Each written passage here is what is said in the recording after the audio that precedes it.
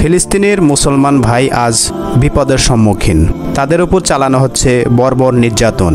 তাদের খাবারের অভাব, পানির অভাব, সুচিকিৎসার অভাব।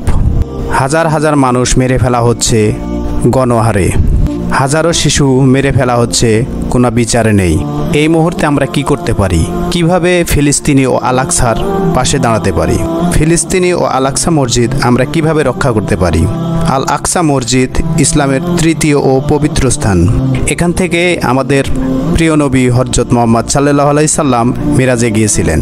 কিন্তু আজ এই পবিত্র ভূমি চরম বিপদের মুখে। নির্যাতিত হচ্ছে মুসলিম, ধ্বংস হচ্ছে শান্তির জায়গা। প্রশ্ন হলো, এই মুহূর্তে আমরা কি করতে পারি? আল্লাহর কাছে প্রতিদিন প্রার্থনা করুন আল আকসা ও ফিলিস্তিনির মুসলমানকে যেন আল্লাহ তাআলা হেফাজত করেন। জনসচেতনতা তৈরি করতে হবে। পরিবার, বন্ধু, সোশ্যাল মিডিয়া আল আকসা ও ফিলিস্তিনির ইতিহাস ও বর্তমান পরিস্থিতি জানিয়ে দিতে হবে। যারা মসজিদ রক্ষা, ফিলিস্তিনি মুসলমানদের সহায়তার কাজ করছে তাদের পাশে দাঁড়াতে হবে। সাংবাদিকতা, লেখালেখি, ভিডিও, সোশ্যাল মিডিয়া যে যেভাবে পারেন ন্যায়ের পথে দাঁড়াতে হবে। আসুন আমরা আমাদের দায়িত্ব পালন করি। আল আকসা কেবল একটি স্থান নয়, এটি আমাদের ঈমানের প্রতীক। আল আকসা আমাদের হৃদয়ের স্পন্দন।